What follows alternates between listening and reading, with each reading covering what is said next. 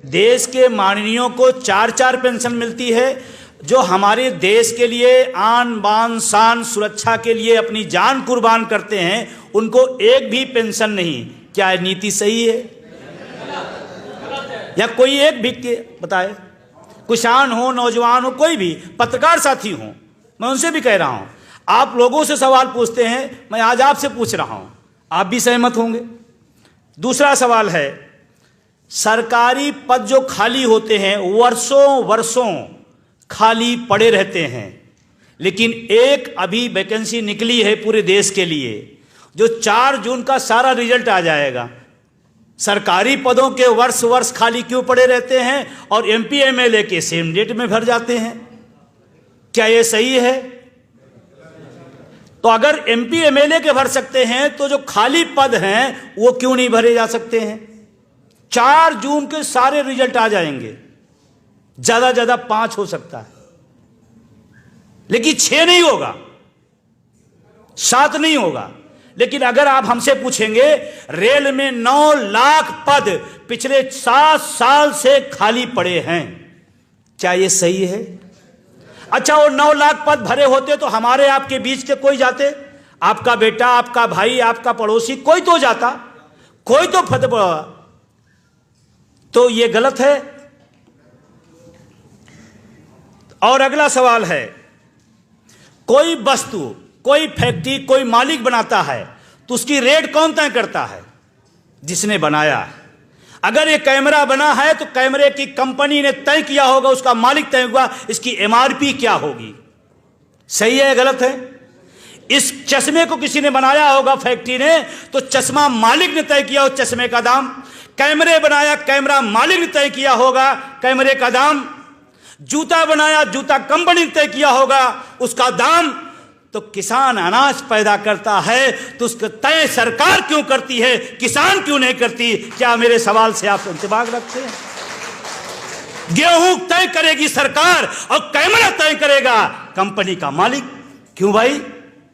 क्या मेरा सवाल सही है या गलत है? ये चंद सवाल आपके बीच में आप रख रहा हूं मैं। दूसरा आपसे सामने मैं रख रहा हूं, माननीयों को इस देश में अगर कोई मुख्यमंत्री, प्रधानमंत्री, एमपी एमएलए, मंत्री बन जाता है तो क्या चाहता है? प्राइवेट गाड़ी या सरकारी? गनर कौन चाहेगा? बोलो भाई। गनर, बंगला, गाड़ी, भत्ता, वेतन सब सरकारी, और जनता को फिर प्राइवेट व्यवस्था क्यों? क्या सहमत है या असहमत है? फिर जनता को प्राइवेट व्यवस्था क्यों? ये सवाल है मेरे कुछ। अगला कुछ एक सवाल और है, कितने लोग यहां बैठे हैं, जो भी हम देश की बात नहीं करते तो इस कैंपस बैठे हैं, कितने लोग हैं जो अपने बच्चे को पढ़ाने के बाद उनकी इच्छा है, उनका सपना है कि मेरा बेटा पढ़ने के बाद 5,000 की आउटसोर्सिंग संविदा पे नौकरी करे? कितने लोग यहां सहमत हैं? एक भी आदमी जिसकी इच्छा हो कि 7,000 रुपए मैं पर मंथ फीस देता हूं, लेकिन मैं चाहता हूं मेरा बेटा संविदा में 5,000 की नौकरी पा जाए तो मेरा सपना पूरा। एक भी आदमी। क्या यह सही है या गलत है? असहमत हैं आप इससे? है या नहीं है? ये पत्रकार साथी हमारे बैठे हैं, ये भी अपने भाई को पढ़ा रहे होंगे तो ये भी चाह रहे होंगे कि हमारा भाई पढ़ लिख करके दिल्ली यूनिवर्सिटी में प्रोफेसर बने, है या नहीं है? फिर सारा चीज आपको सरकारी चाहिए, हमारे बच्चे को संविदा और आउटसोर्सिंग, जिसकी भी गुप्ता जी साहब ने बहुत अच्छी व्याख्या की थी। आइए इन्हीं तमाम सवालों को लेकर के जो जनता की आवाज है, जनता की मोहर है, जनता की बात है, उसी का नाम दिया गया जनता का घोषणा पत्र। ये सवाल जनता के हैं और जनता के सवाल आज आपके बीच में हैं। ये बहुत कम सवाल हैं, यहां हमारे पास सैकड़ों सवाल हैं जिनको हम आपके सामने रख सकते हैं, लेकिन मैं इसी सवालों को लेकर आगे चलता हूं कि क्यों जरूरत पड़ी इस जनता के घोषणा पत्र की। ये चुनाव आ गया है, हम पूछ रहे हैं भाई शिक्षा का बजट कम क्यों हो रहा है? आप कहते हो अयोध्या में बहुत कुछ बन रहा है। ये सवाल हमारा नहीं है, ये सवाल इस देश के, इस मुल्क के जो लोग शिक्षा से पसंद करते हैं उनका है। वो कह रहे हैं कि इस देश में सरकारी पद खाली पड़े हैं, आप क्यों नहीं भर रहे हैं? तो वो कहते हैं नहीं नहीं, आपने देखा नहीं, गगनचुंबी हमने एक इमारत दिल्ली के अंदर बनाई है। हम सवाल कुछ पूछ रहे हैं, जवाब कुछ दिया जा रहा है। इसीलिए जनता की घोषणा पत्र की जरूरत पड़ी, इसीलिए इसकी जरूरत पड़ी। और इसी बात को लेकर के आज तो इसकी शुरुआत है, अब ये तो जाएगा। हम सब ने तमाम बार देखा होगा, कांग्रेस का घोषणा पत्र, भाजपा का घोषणा पत्र, सपा का घोषणा पत्र, बसपा का पता नहीं क्या, और तमाम पार्टियों घोषणा पत्र। पहली बार भारतीय राजनीति के इतिहास में ये बहुत छोटा कदम है लेकिन महत्वपूर्ण है। पहली बार इस देश में जनता का घोषणा पत्र आपके बीच में आ रहा है, ये बहुत बड़ी बात है। इसकी जरूरत आप महसूस करते हैं तो आप हमारी बात से सहमत होंगे।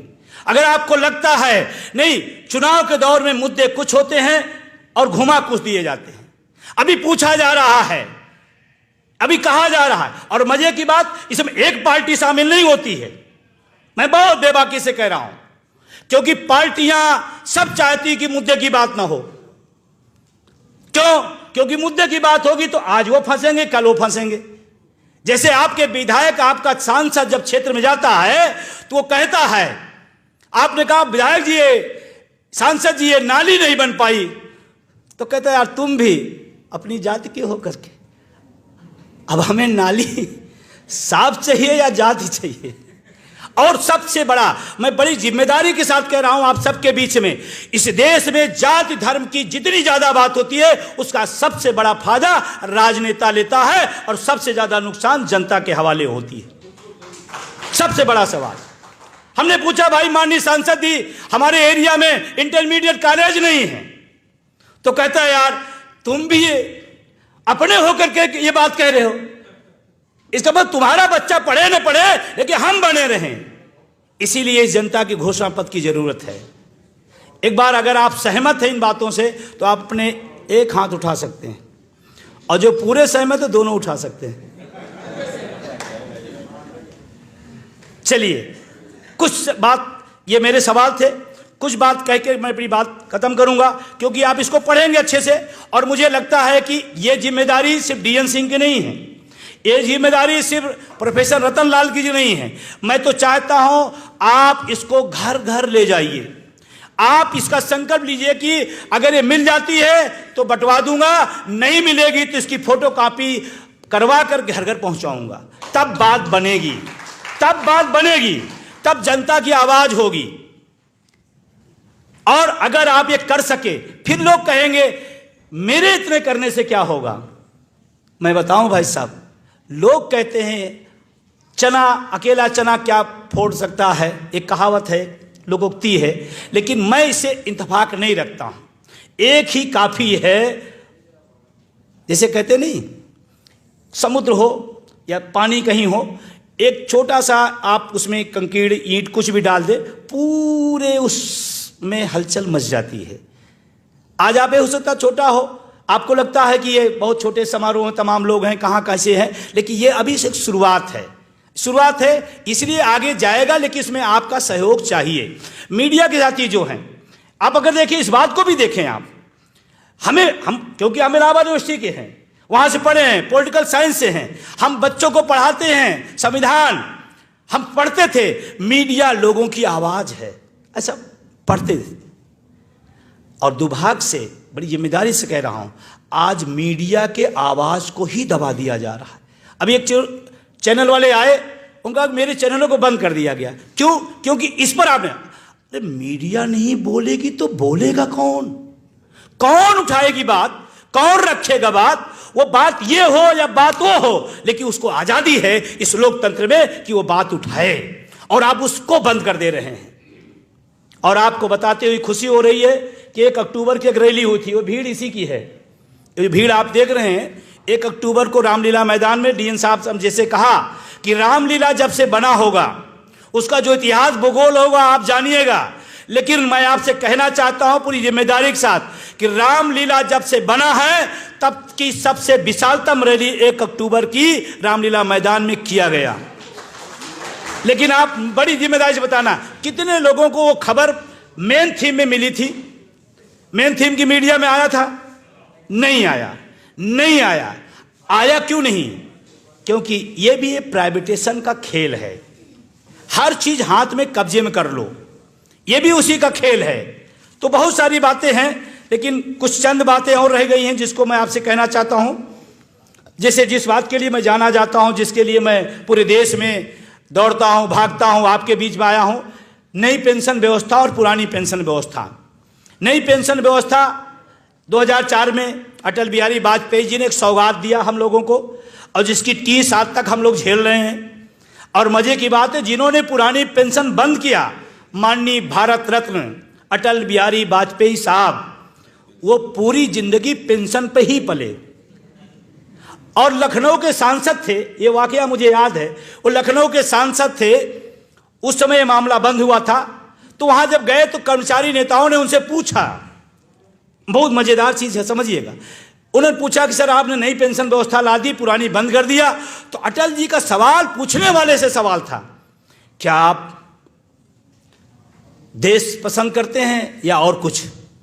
तो जब देश पसंद है तो कहा देश हित में फैसला हुआ है नई पेंशन व्यवस्था।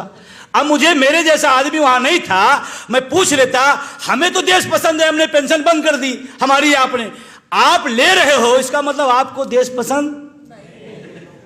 ये तो लोग चूक कर गए और ये तर्क दिया गया देश हित में किया गया। और आज भी उन्हीं के चेले हैं, वो भी एक ही लाइन बोलते हैं, शिक्षा का बजट कम क्यों कर दिया गया? देश हित में। रोजगार नहीं भरा जाएगा, किसके लिए? देश हित के लिए।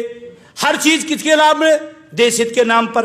तो ये एनपीएस व्यवस्था पूरी तरह से एक लाइन में कॉर्पोरेट जगत का खेल है, कंपनियों को प्रॉफिट देने का एक तरीका है। सरकारी पैसा कैसे प्राइवेट सेक्टर के लोगों को मिलेगा, ये उनके लिए योजना है। हम इसको पेंशन नहीं कहते। कई टीवी डिबेट में हमसे पूछा गया नई पेंशन व्यवस्था को आप क्यों नहीं पसंद? हमने कहा वो पेंशन व्यवस्था है ही नहीं है, और जो पेंशन व्यवस्था है ही नहीं है तो हम उसको कैसे स्वीकार कर लें?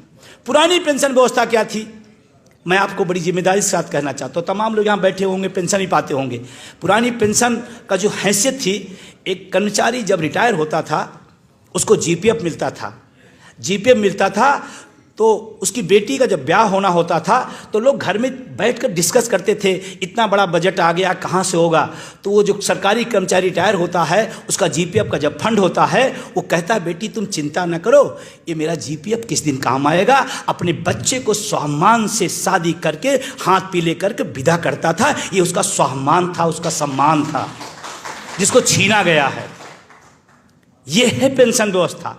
एक हमारा अर्धसैनिक बल जब वहां बॉर्डर पर खड़ा होता है और देश के लिए लड़ाई लड़ता है, और जब उस पर गोली चलती है, तो जब पुरानी पेंशन व्यवस्था थी तो उसको इस बात की चिंता नहीं होती थी कि मेरा बच्चा, मेरा माँ, मेरे बाप किस तरह से जीवन यापन करेंगे। उसको पता था ओपीएस जैसी एक सामाजिक सुरक्षा है जिससे हम अपने परिवार का भरण पोषण कर सकते हैं। वो फख्र से लड़ा करता था। ये है हमारी पुरानी पेंशन की व्यवस्था, जिसके साथ बहुत बड़ी चीटिंग हुई। और आपको लगता है सरकारी कर्मचारी की बात हो रही है, मैं कहता हूं पुरानी पेंशन व्यवस्था सबके लिए है। कैसे हो सकता है आप सरकारी जॉब में ना हो, आप अपने बेटे को चाहते हैं, तो आपकी लड़ाई नहीं है क्या है? और कभी कभी ये सोचते हैं कि मेरी लड़ाई नहीं है। और आज यहां आने का एक मकसद जो सबसे बड़ा था, वर्तमान सरकार बड़े होशो हवास में मैं कह रहा हूं, पूरी तरह तानाशाह है, पूरी तरह से शिक्षक कर्मचारी जनवादी विरोधी है। और इसीलिए इसकी जरूरत पड़ी कि हम सब अलग अलग लड़ने के बजाय एक साथ एक मुट्ठी बंद करके अगर लड़ेंगे तो शायद हम सब ज्यादा जल्दी कामयाबी की तरफ बढ़ेंगे। और इसका एक बड़ा मकसद ये भी रहा कि सारे लोग, अब किसान, जैसे किसान हमसे पूछता है, ये तमाम सवाल करते हैं, भाई पुरानी पेंशन से किसान का क्या ताल्लुकात? मेरे पिता किसान है, मेरे पिता किसान है। बेटा दुखी है तो बाप नहीं दुखी होगा क्या? बाबूजी बताइए, अगर बेटा दुखी तो बाप नहीं दुखी होगा क्या? तो किसान का मामला हुआ नहीं हुआ? अगर निजीकरण का सवाल विजय बंधु उठाते हैं तो आपका बच्चा जो रोजगार का फॉर्म भर रहा है उसके रोजगार की बात कर रहा हूं नहीं कर रहा हूं? तो सवाल आपका भी एक नहीं है। तो यह सवाल इसलिए भी महत्वपूर्ण है। और जो निजीकरण का भूत चढ़ा है, मैं तो कहता हूं अगर निजीकरण का दौर चलता रहा तो हम लोग आजाद भारत में गुलाम नागरिक के तौर पे खड़े हो जाएंगे। गुलाम नागरिक के तौर पे खड़े हो जाएंगे। ये आने वाले टाइम में रहा। अब आपसे लास्ट बात, बहुत लंबा है लेकिन बहुत शार्ट में करना, अभी तमाम विद्वान साथी हमारे बीच में है। लास्ट बात, कभी कभी आता है तमाम शिक्षक कर्मचारी संगठन या तमाम किसान यूनियन कहते हैं देखो मुझे चुनाव से मतलब नहीं है, मैं तो गैर राजनीतिक हूं। मैं पूरे होश व हवास में कह रहा हूं, कोई व्यक्ति अगर वोटर है तो गैर राजनीतिक हो ही नहीं सकता। गलत तो नहीं कर रहा हूं सर? कोई वोटर हो वो गैर राजनीतिक कैसे हो सकता है? वोटर है इसका मतलब वोट देगा किसी न किसी राजनीतिक दल को देगा, वोट के सिस्टम में आएगा, तो गैर राजनीतिक कैसे? जैसे अभी किसान संगठन से एक बड़े नेता से सुना कि चुनाव से मेरा लेना देना नहीं, मैं तो जो जैसी। जब दुनिया की सारी चीज, देश की सारी चीज राजनीति तय करती है और हमें मौका आया उस राजनीति को बदलने का और हम कह दे नहीं मतलब है, जिसका मतलब हम उन्हीं के साथ खड़े हैं, हम उन्हीं के साथ खड़े हैं। हम गैर राजनीतिक हो ही नहीं सकते। ये मेरा अपना व्यक्तिगत मत है, हो सकता है आप असहमत भी सहमत हो, लोकतंत्र का मतलब होता है, लेकिन मेरा अपना। लास्ट बात कहते हुए मीडिया के साथियों का बहुत बहुत शुक्रिया, बहुत बहुत धन्यवाद। और मैं चाहता हूं कि बात आप लोगों तक पहुंचाएं। जो लोग आए उनका भी शुक्रिया, जो हमारे अतिथि और वक्तागण आए उनका भी शुक्रिया।